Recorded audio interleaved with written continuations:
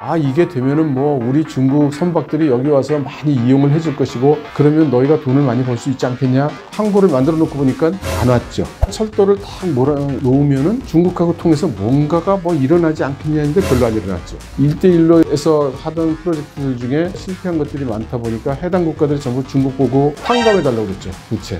그러니까 중국 입장에서는 유럽의 종착지로 활용을 할 항구와 물류기지가 필요했는데 이탈리아는 발전돼 있는 나라고 갑자기 어디서 항구를 새로 만들 수도 없고 이탈리아 입장에서는 중국에서 많은 덕을 보려고 생각했는데 덕 본 게 없네. 돌아가는 분위기를 보니까 앞으로는 더 덕 볼 일이 없을 것 같다라고 생각해요. 여러분 안녕하세요. 반갑습니다. 이철입니다.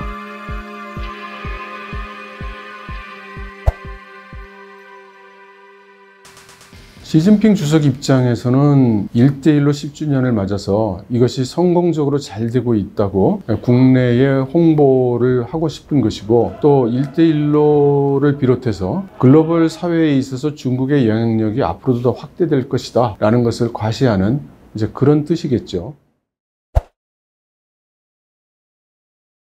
1대1로는 중국 시진핑 주석이 권좌에 오르고 나서 최초로 전 세계를 향해 발표한 자신의 장대한 계획이죠. 그래서 중국 내륙에서부터 중앙아시아 지역을 지나서 유럽까지 이어지는 육상교통로를 따라서 산업 발전을 시키겠다는 일대와 바다를 통해서 미얀마, 인도양, 수에즈 운하를 지나 유럽까지 가는 일로 이 두 가지를 선언을 하고 지금 10년 동안 추진해 오고 있죠.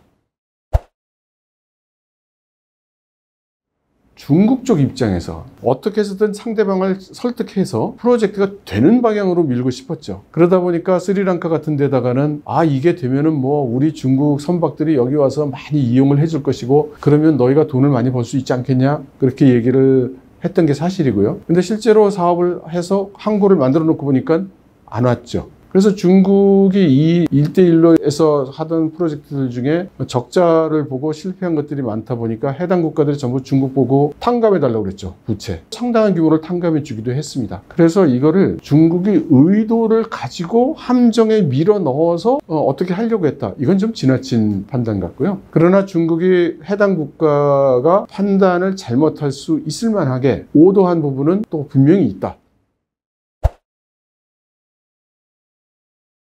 1대1로 사업은 아까 말씀드렸듯이 해당 협력 국가들이 모두 못 사는 나라들이에요. 그래서 예를 들면 라오스. 마찬가지입니다. 자원도 없고 무역도 없고 산업 기반도 없고 그래서 거기다 철도를 탁 몰아 놓으면은 중국하고 통해서 뭔가가 뭐 일어나지 않겠냐 했는데 별로 안 일어났죠. 그러니까 이제 그 프로젝트가 적자를 보게 된 거고요. 또 파키스탄 같은 경우는 중국 입장에서 전략적으로 굉장히 중요했기 때문에 많은 투자를 했고 지금도 하고 있습니다. 근데 파키스탄 자체는 실제로 산업적으로 제대로 활용하지를 못했죠. 그래서 파키스탄은 지금 현재 국가 부도 사태에 가깝게 몰리고 있거든요. 근데 역설적으로 중국은 파키스탄이 그렇게 되면 안 되는 거예요. 인도하고 상대하는데도 파키스탄 도움을 받고 또 중동 쪽으로부터 오는 석유 자원이라든가 물동량을 여차할 경우에 파키스탄 회랑을 통해서 중국 내륙으로 가져올 수 있는 거예요. 그래서 중국은 오히려 눈물을 삼켜가며 파키스탄을 지원하고 있는 그런 면이 있죠.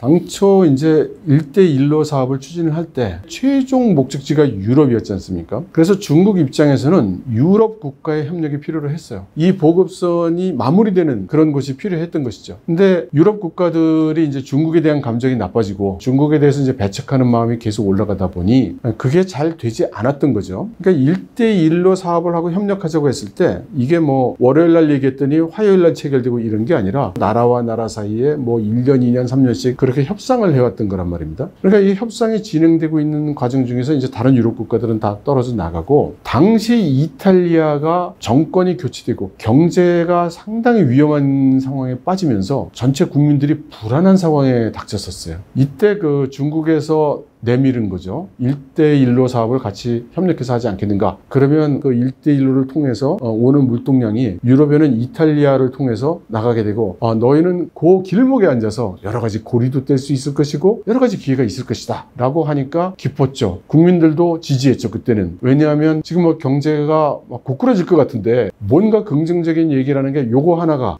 그럴듯한 게 왔으니까 그때 국민들도 지지를 했고 그래서 이탈리아가 그걸 하기로 했죠.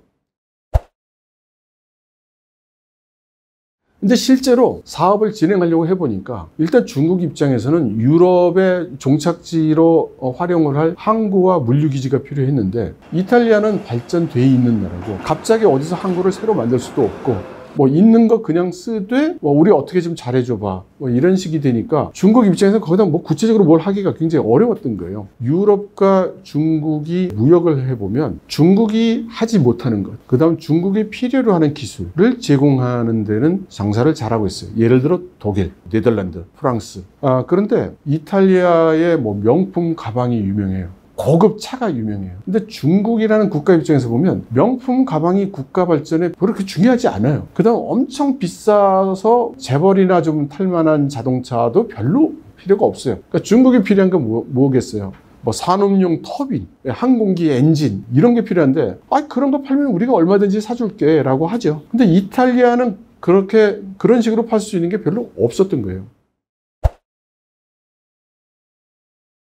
그런데 비슷한 시기에 그리스가 이제 그 디폴트가 나려고 했죠. 그리스가 국가 비상사태에 도달했을 때 그리스의 항구를 확보하는 데 중국이 성공을 하죠. 그래서 대규모로 화물 컨테이너 항구라든가 이런 것들을 그리스에 확보를 해서 사업을 진행하게 됩니다. 그러니까 중국 입장에서 볼 때는 하나가 이제 확보된 거예요, 유럽에. 그러니까 이탈리아 쪽에서 내거는 조건이 복잡하고 가격도 비싸고 협상도 잘 안 되고 하니 굳이 그걸 어렵게 할 필요가 없어진 거죠. 그래서 이탈리아 입장에서는 중국에서 많은 덕을 보려고 생각했는데 덕 본 게 없네 이렇게 됐고 돌아가는 분위기를 보니까 앞으로는 더 덕 볼 일이 없을 것 같다라고 생각이 돼서 이번에 1대1 협력국가에서 빠지기로 한 거죠.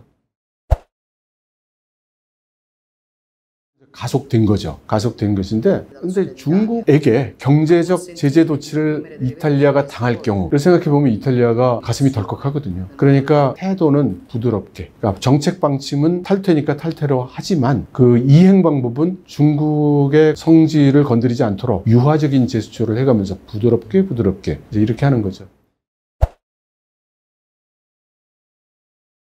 타격이 없다면 거짓말이겠지만 중국이 이탈리아에 대해서 무슨 반격을 하느냐? 안 할 거예요.